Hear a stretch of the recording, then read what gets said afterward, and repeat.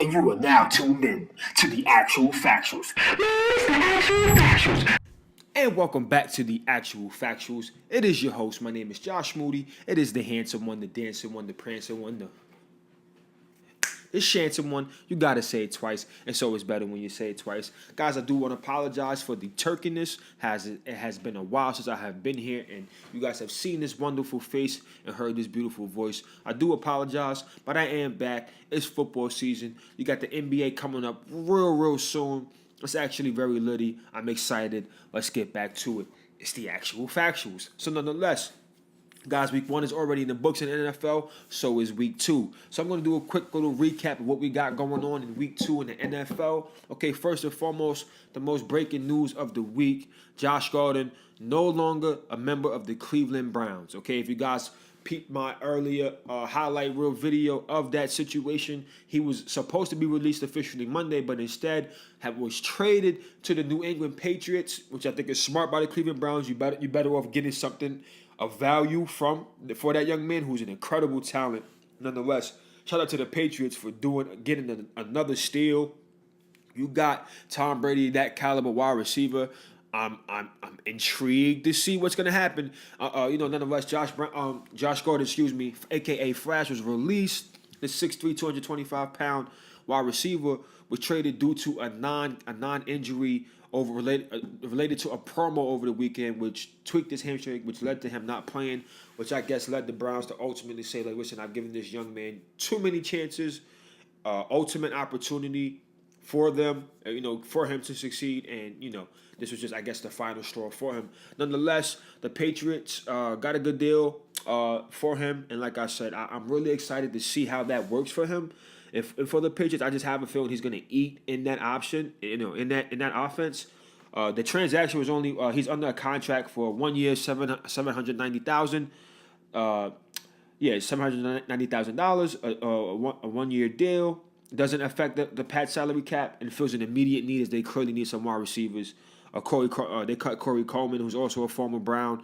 I don't know what's happening with that young man, but nonetheless, like I said, that's a hot topic. I'm not a Patriots fan. I can't wait to see him in that uniform and see what him and the GOAT is going to do. That should be pretty epic.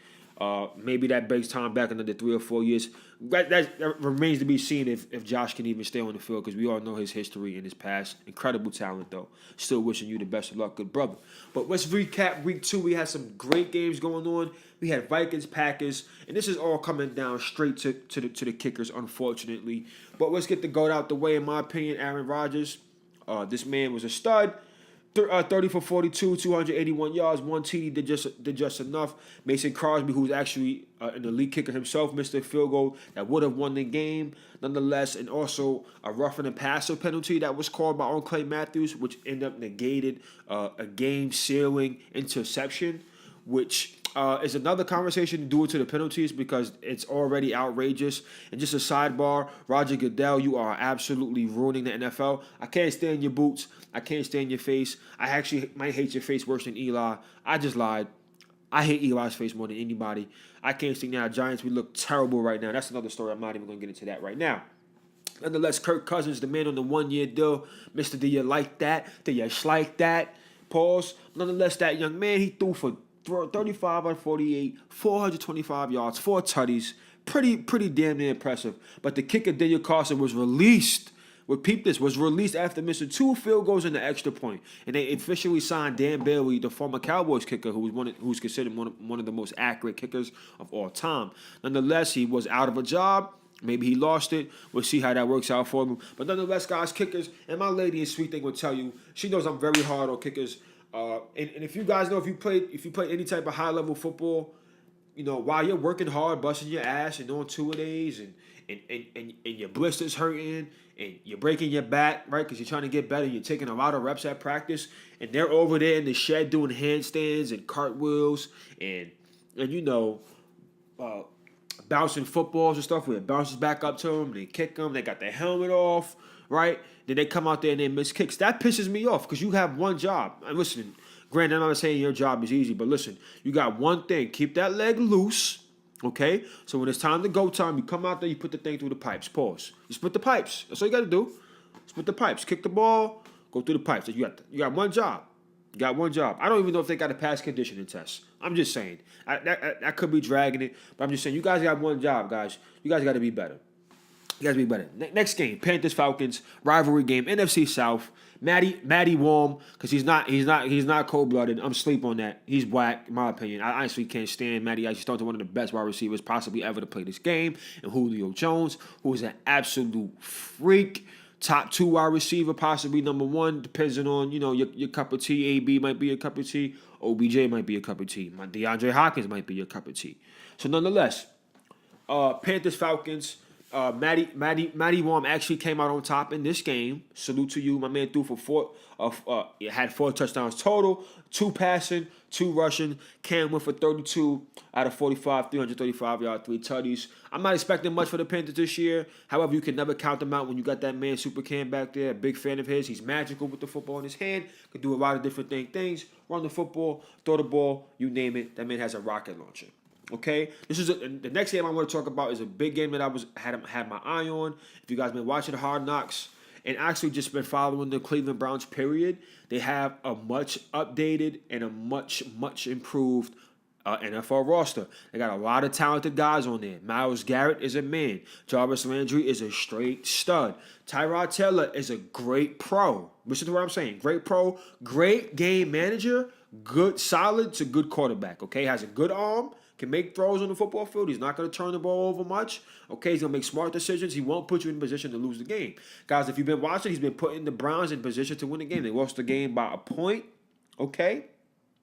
And should have beat the Steelers last week.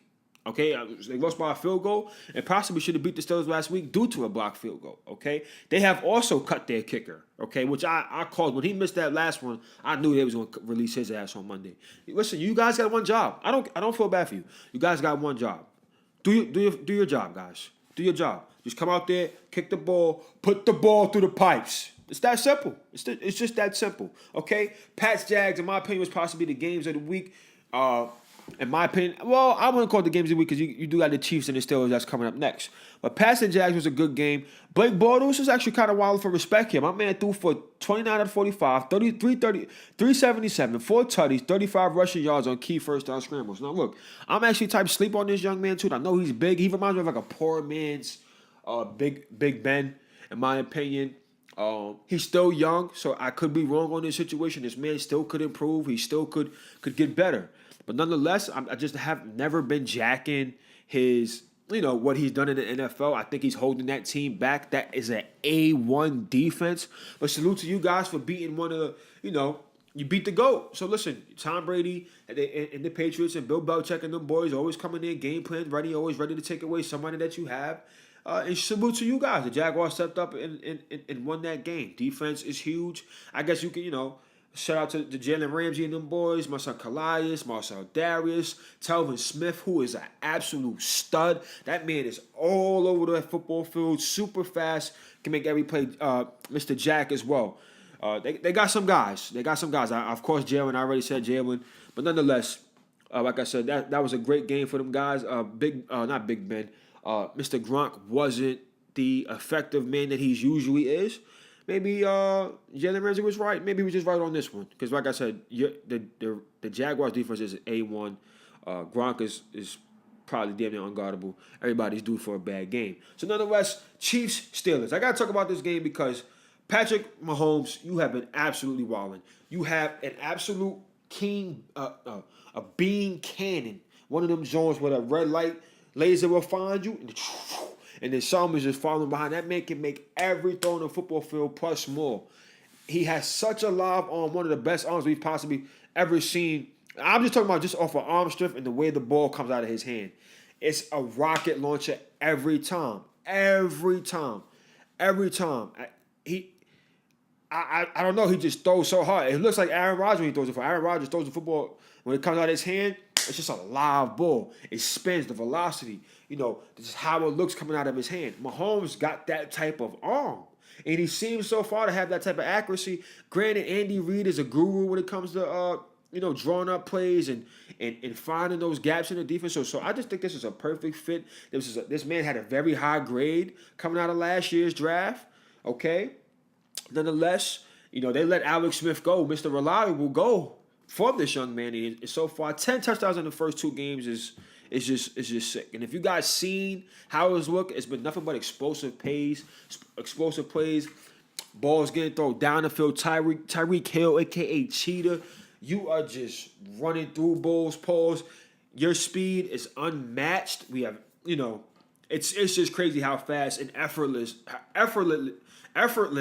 you make, you're running in routes and running past people seem. You just make it seem like you can do that shit in your sleep. So, and honestly, Steelers, I keep saying this. I think you're going to self-implode. I don't like all the off-the-field stuff that's going on. You didn't pay Le'Veon Bell. AB seems to be a little unhappy. I'm not going to read too much into that until more details comes out. They said it was a personal matter in which why he didn't come home. And if you guys think he wouldn't have put up those numbers without Big Ben, you're drunk. I'm just sorry. He's one of those type of guys. He's just a stud. He gets open. You would have to throw him the ball. If you're an NFL quarterback, you'll be able to give him the ball because he's open. He gets open. That's why he catches so many passes. So, however, Big Ben, I think you need to let it go. I know you still can put up points. It's the matter of wanting to be out there. You know what I mean? And wanting to still compete. Not saying that you still don't, but you need to have that same hunger that you have to want to go out there and win the game. Tom never gets satisfied. That's the difference in why he's at his old age he's able to do what he does. You know what I'm saying? Which is why I think Eli need to get his ass out of there. I don't think he needs to be on the football field anymore. This is my opinion. It just doesn't seem like he belongs anymore. Big Ben, to me, doesn't seem like he belongs anymore. I understand they probably don't have any other options right now. Maybe Mason Rudolph is the future, okay? But nonetheless, I know AB is frustrated with a 0-1-1 start. They tied with the Browns and lost at home, okay, to a good Kansas City Chiefs team right now. So salute to them. Like I said, Big Ben did put up some big numbers, 452 for 3 tutties, but I'm just sleep. Like I said, right now the big news is of course no Le'Veon. You guys need him. That is a one-man offense. I don't care what you say. You need Le'Veon, and AB seems to be a little frustrated. I don't know if I'm not gonna read too much into everything that's been going on into the trade me thing in response to a former employee saying that he wouldn't put up those numbers without Big Ben. But nonetheless, that remains to be seen. Upset of the day, in my opinion, has to be Tampa Bay and Philly. I understand that they're playing without Carson Wentz. Nonetheless, that team is loaded and they still have plenty of talent. This is the man that won the Super Bowl with this team, with this talent. So there's no excuse. D-Jack bombed him on the first play. Shout out to Ryan Fitzpatrick. He's wowing right now. Famous Jameis is actually one of my favorite players. He's somebody who I'm very big on. If you ask me about him in the Mariota debate, I'm going to take Famous Jameis every time. However, it's actually, in my opinion, it might be questionable whether or not he would actually get his job back, guys. That remains to be seen. The way Fitzpatrick is playing and throwing the football, he's very confident. My son is swaggy. He's jiggy on the podium. My son's wilding right now. He's enjoying himself. If they go 4-0, that coach is going to have a decision to make on whether or not to bring him back. And I got to mention this because this is something that might be the first time in sports history a player, guys, retired at halftime. Vontae Davis, I have never seen anyone act like this. I mean, I never seen anyone act like this. Bull said, you know what? I'ma holler at you. One yourself. Like, Bull really retired at halftime. He signed a 1-year deal. Okay. And literally, guys, I really think this is like a first time in history. I know people may talk like this, like I'll quit or I'm ready to retire, but he retired, guys, in the middle of the game. In the middle of the game. It's unheard of. I'm not mad at why he did it. It's just, you couldn't have finished the game, bro. I don't know. Like, as a teammate, if I was in that locker room, I would be sick because it's like, you ain't no like, you quit on us, bro.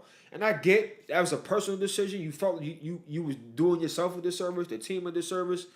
I just feel like you could have finished the game. I know y'all was getting smoked. Maybe that had something to do with it. But nonetheless, I've never seen no shit like that before. So we'll see how that go.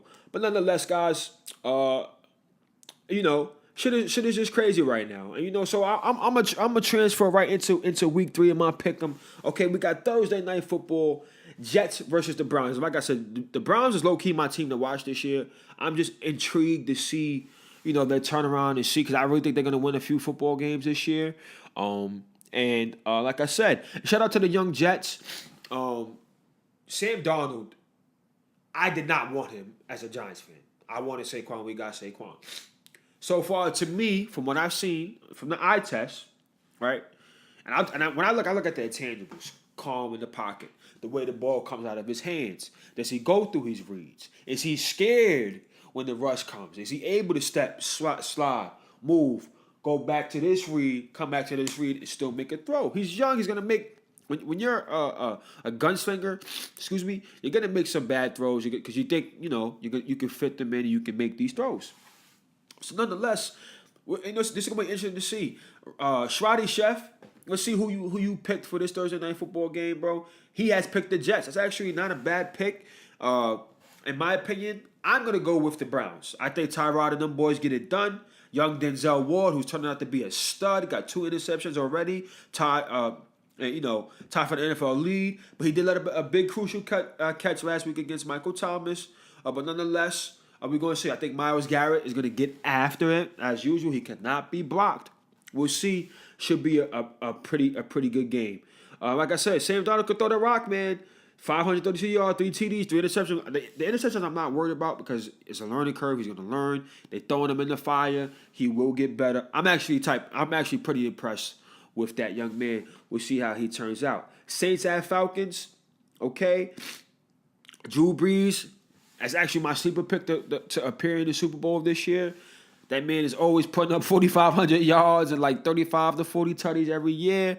A stud. Him and Sean Payton. They've been through this. Alvin Kamara and them boys. Michael Thomas. Stud. Okay. That defense has improved. Let's see how they can put this together. I like them in this game, even though it is at Atlanta. I told you I'm sleep on Matty Warm. I never liked them, never appreciated them. Julio, you are an absolute dog. Okay, but shout out to you, Michael Thomas, because you are absolute killing, leading the league in receptions and second in receiving yards.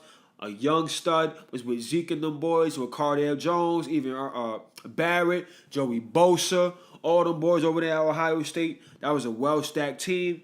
Salute to you guys. And my pick, Roddy is picking the Falcons. I'm going Saints. Saints at Falcons. Saints is winning that game, if you ask me. Shroddy Chef is picking the Falcons. Okay? Nonetheless, we got here 49ers at Chiefs. I don't even think this is a great quarterback matchup. You got 2 young gunslingers, Jimmy G, who I'm very high on as well. I think has a very bright future. It actually has them boys playing very well. They actually played Minnesota very tough at Minnesota. I do feel like they got after him pretty well, which is why they lost. But nonetheless, they was able to bounce back this past week and get the dub against Detroit. Salute to you guys. I don't know what's up with you, Matt Stafford. That's another day. But like I said, 49ers versus Chiefs. 2 young gunslingers. Patrick Mahomes, let's see if you still light it up. I think that 49ers defense won't have no sauce for you guys.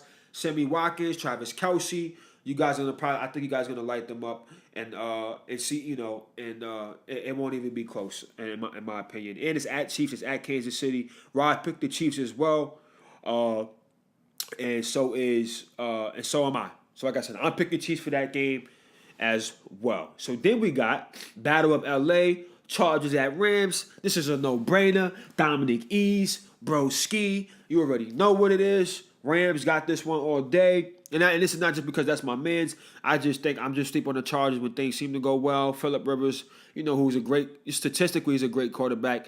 Has never won the big game. I'm not like down on him, and I'm just not like a big believer in him as well. I know he can make great statistic wise he's a great quarterback and is second to none, but he just hasn't won enough games for me. Brandon Cooks has been killing. He's a deep threat for Jared Goff and the boys. Young Jared Goff seems to has to be picking up right where he left off. Todd Gurley has been worth every penny. That defense, Aaron Donald and Dominic is so tripping. Then you got Jason. You got Marcus Peters over there. You got Akeem Talib, the goon over there, locking in. Of course, you got Dominic Easley, my boy. I'm jacking. I don't care. Listen, the Rams, you guys got a great team. Barring injury, I think this will be a special year for you guys. You guys could be coming out of the NFC. Like I said, I think it could possibly be you and the Saints competing in that NFC Championship game to possibly go on to win to possibly play for the Super Bowl. So my pick, Rodney picked the Rams. I'm picking the Rams as well. Okay, and Sunday night you got the Patriots at Lions. I'm taking the Patriots. Not even close. Matt Patricia going against the teacher going up against the student.